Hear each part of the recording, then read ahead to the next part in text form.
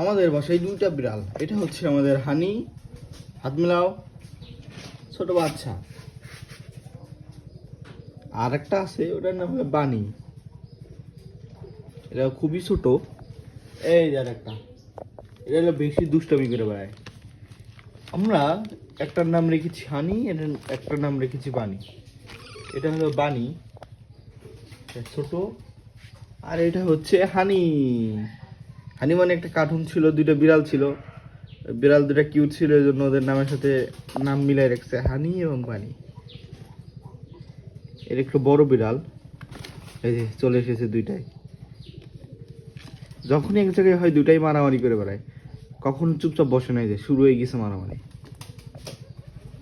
এই শয়তানি করো, শয়তানি, ওদের ধরা যাবে না, বাচ্চা তো।